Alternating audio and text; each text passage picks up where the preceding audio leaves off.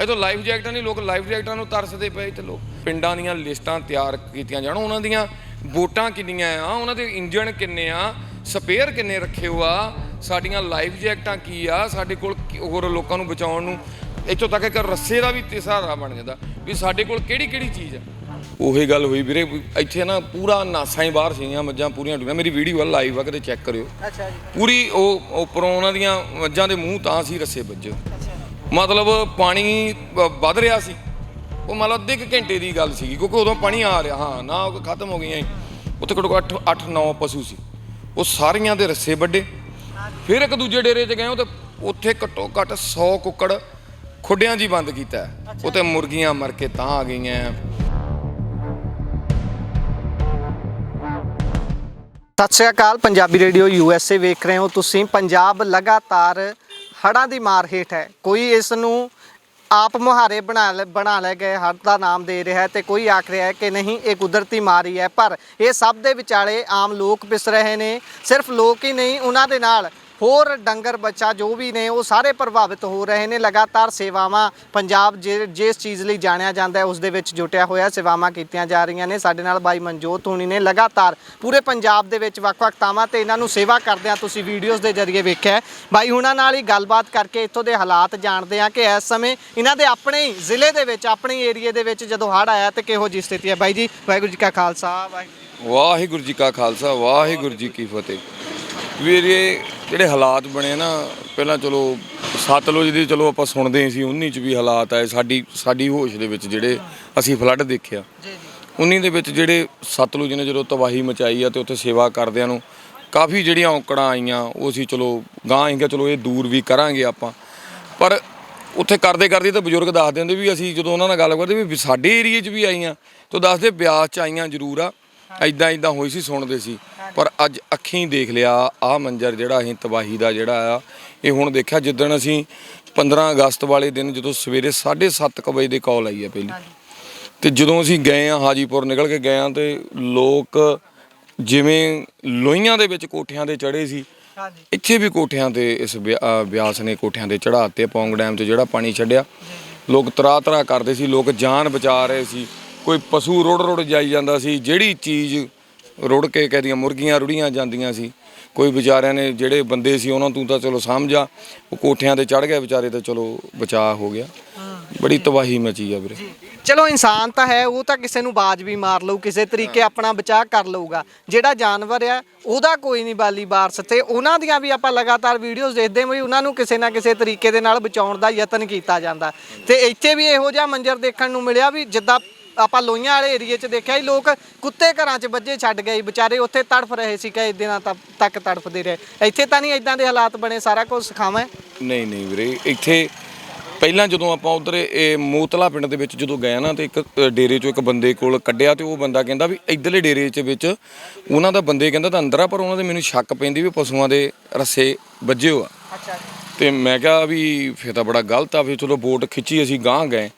ਉਹੀ ਗੱਲ ਹੋਈ ਵੀਰੇ, ਇੱਥੇ ਨਾ ਪੂਰਾ ਨਾਸਾਂ ਹੀ ਬਾਹਰ ਸੀਗੀਆਂ, ਮੱਝਾਂ ਪੂਰੀਆਂ ਡੁੱਬੀਆਂ। ਮੇਰੀ ਵੀਡੀਓ ਲਾਈਵ ਆ, ਕਦੇ ਚੈੱਕ ਕਰਿਓ। ਅੱਛਾ ਜੀ। ਪੂਰੀ ਉਹ ਉੱਪਰੋਂ ਉਹਨਾਂ ਦੀਆਂ ਮੱਝਾਂ ਦੇ ਮੂੰਹ ਤਾਂ ਸੀ ਰੱਸੇ ਵੱਜੇ।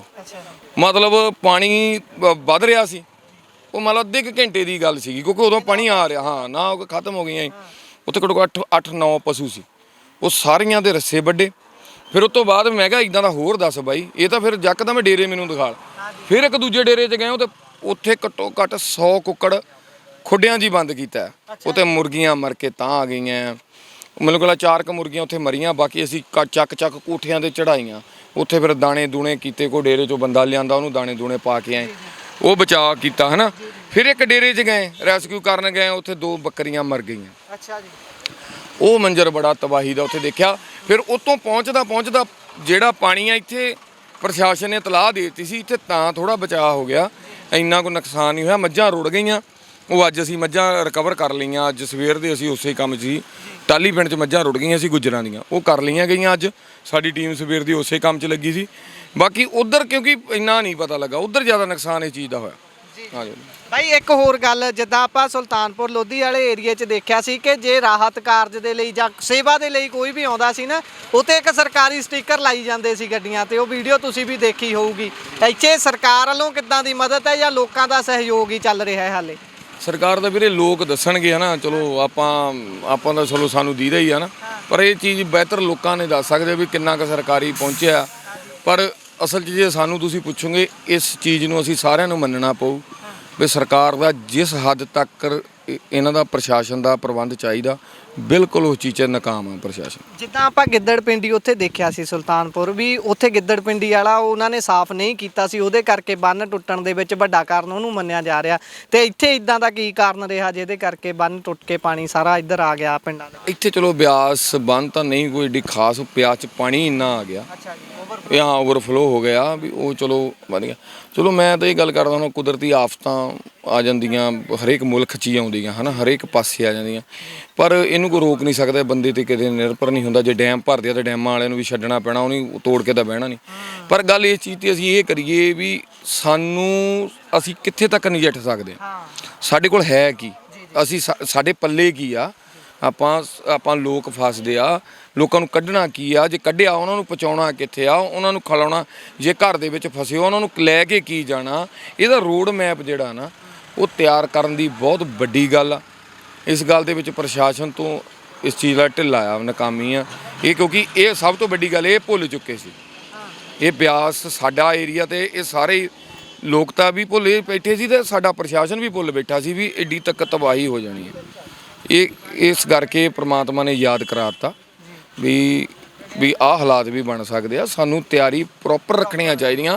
ਹਰ ਇੱਕ ਤਹਿਸੀਲ ਵਾਈ, ਜਿਵੇਂ ਦਰਿਆਵਾਂ ਦੇ ਲਾਗੇ ਤਹਿਸੀਲ ਦਸੂਹਾ ਪੈਂਦੀ, ਟਾਂਡਾ ਪੈਂਦੀ, ਜਿਹੜੇ ਟਾਂਡੇ 'ਚ ਆਉਂਦੇ, ਜਿਹੜੇ ਦਸੂਹੇ 'ਚ ਆਉਂਦੇ ਆ, ਮਕੇਰੀਆਂ ਦੇ ਵਿੱਚ ਪੈਂਦੇ ਆ, ਉਹਨਾਂ ਦੇ ਪਿੰਡਾਂ ਦੀਆਂ ਲਿਸਟਾਂ ਤਿਆਰ ਕੀਤੀਆਂ ਜਾਣ। ਉਹਨਾਂ ਦੀਆਂ ਵੋਟਾਂ ਕਿੰਨੀਆਂ ਆ, ਉਹਨਾਂ ਦੇ ਇੰਜਣ ਕਿੰਨੇ ਆ, ਸਪੇਅਰ ਕਿੰਨੇ ਰੱਖੇ ਹੋ ਆ, ਸਾਡੀਆਂ ਲਾਈਫ ਜੈਕਟਾਂ ਕੀ ਆ, ਸਾਡੇ ਕੋਲ ਹੋਰ ਲੋਕਾਂ ਨੂੰ ਬਚਾਉਣ ਨੂੰ ਇੱਥੋਂ ਤੱਕ ਇੱਕ ਰੱਸੇ ਦਾ ਵੀ ਸਹਾਰਾ ਬਣ ਜਾਂਦਾ ਵੀ ਸਾਡੇ ਕੋਲ ਕਿਹੜੀ ਚੀਜ਼ ਆ।